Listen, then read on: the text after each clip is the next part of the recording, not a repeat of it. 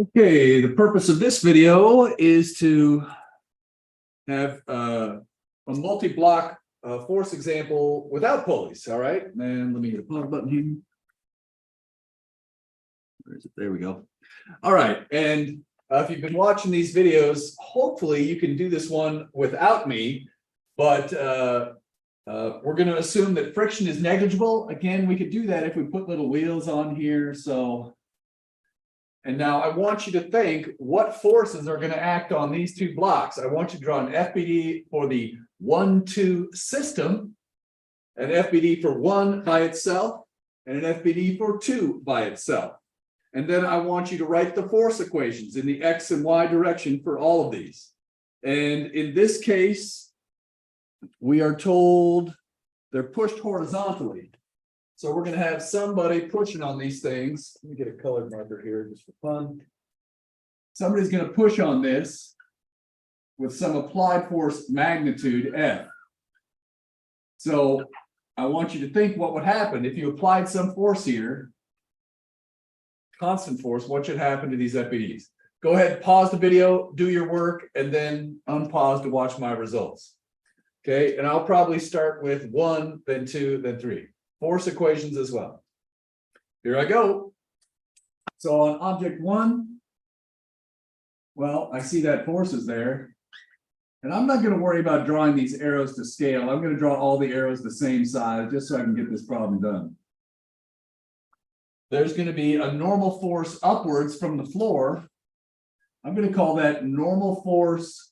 Remember in the last video, sometimes I call it floor 1. But because that's too long, I usually shorten that to just normal force 1, right? There's the weight of it. Let's assume this block is some M1G. Did you remember the subscript? It shouldn't just be mg. Okay. These two blocks might have different masses. And then in this case, let's see.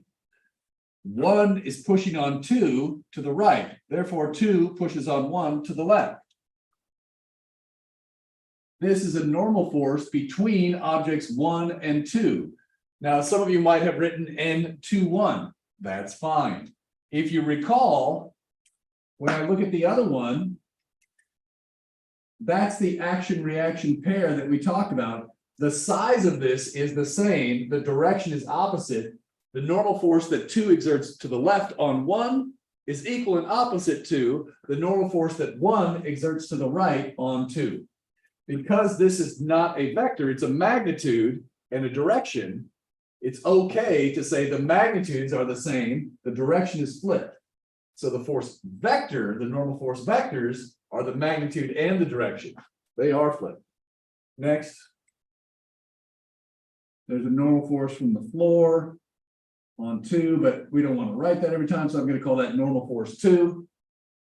And then there's mass 2g.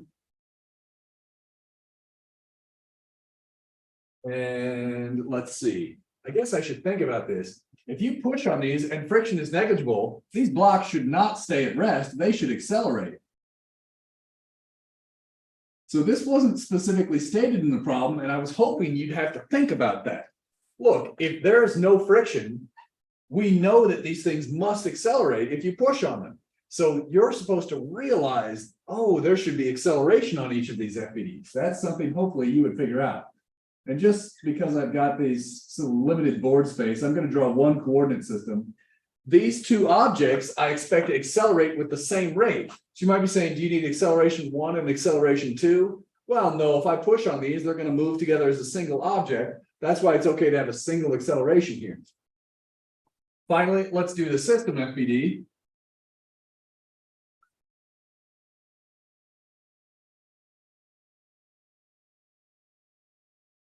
I'm going to call the normal force that the floor exerts on both blocks together N. So it's not really either one of these, right? There's a normal force up on this block only, normal force up on this block only, but there's also a normal force, well, on the combination of them if we treat it. So this shouldn't be the same normal force as any of those. So that's a little bit tricky. Now we do have M1 plus M2 G. If these two blocks have different masses, when we add up the normal force from the floor should be the total weight in terms of magnitude. And then here is my force F, the applied force with magnitude F. And again, it's going to accelerate to the right. Maybe I'll include that here. And in this case, the internal force, which is in the 1-2 system, that would be the normal force between 1 and 2, does not appear on the system FBD because it's forwards on 2, backwards on 1, 0 net on the system. All right, if we go through some force equations here, maybe I'll list them out here, X and Y for these two. In this case, in the X equation for this one, what am I going to get? F minus M12, this one is in the positive direction, this one's in the negative, equals, let's see, M1 times acceleration. Did you remember we have to distinguish between M1 and M2 in the weights, but we also need to distinguish between M1 and M2 when we say force equals MA. Now, you got to use the correct mass for all these different spots. In the Y direction, what am I going to get? M1 minus M1G equals 0. Why? There's no acceleration up or down. If I push on these, they accelerate to the right. That means the acceleration up or down is 0. That means M1 times acceleration in the Y direction is 0. Next, let's go to this one. Here I get, in the X direction, there's only one force. That's another way you could tell this thing had better be accelerating. M2A, right? Make sure you keep track of the different masses. All right, and then down here, I think we get N2 minus N2G equals 0.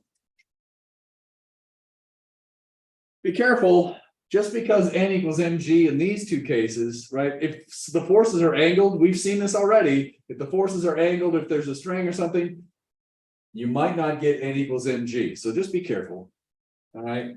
And then I'm running out of room. So maybe I'll just write my X equation right here for the system. And my Y equation right here. In this one, I see F equals M total A. You got to remember to do M1 plus M2 because it's a system with two masses. This is the 1 and 2 blocks. All right.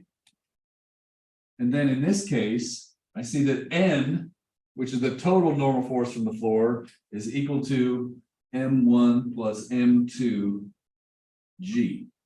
Okay. At this point, there's probably more you could solve for. Let me just read here. I've got some different questions here. Which FBD is probably the best for figuring out acceleration? This one. Why? If F is a given and masses are usually known in a real life situation, I can see the acceleration is just F over M total. Maybe I'll write that.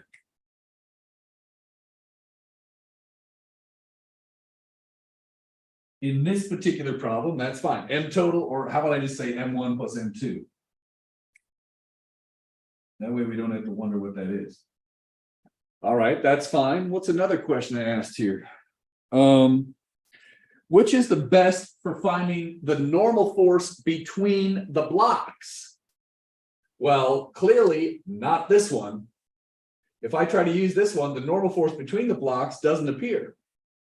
Over here, I could use this one or this one. I got to tell you, this one looks a lot easier to me because I don't have to think about F. That's just one less step. And in fact, I could write this out. If I plug in what this acceleration is, I see that this would equal F times M2 over M1 plus M2 by just plugging in that acceleration.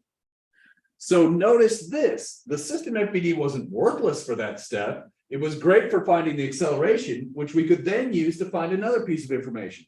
A lot of these physics problems work out like this, where sometimes you can get one thing from the system FPD, which you can then use somewhere else to help with these other FPDs. Notice we really only need 2 of these FPDs. We could have gotten this system FPD by taking this equation and plugging that in there. We would have got the same answer. I don't know if you could see that, but we would. So you never need the system FPD. You can always get by with 2 separate FPDs, but sometimes the system is a shortcut to help out. When can you use the system FPD? Whenever everything's moving together. I think I have one last question here. Okay. What is the internal force in this problem? It's this one, right? 1 pushes forwards on 2 with a normal force. 2 pushes backwards on 1 with a normal force. What's the normal force for this force? Weight. The Earth pulls mass 1 down using gravity. Mass 1 pulls Earth up using gravity. It's not normal force 1. Just because these are equal in size and opposite in direction does not make them an action-reaction pair. Okay, again, Earth pulls down on 1 using gravity. 1 pulls up on Earth using gravity. That's just a check. All right, you can see if there's anything else there. Some good problems to follow this up would probably be 5.27. That's 1 extra block. See if you can get it right. And I think I got another nice 538 is another one. Now that you've done both pulleys and blocks in between, I think if you haven't done pulleys yet, that'll be the next video.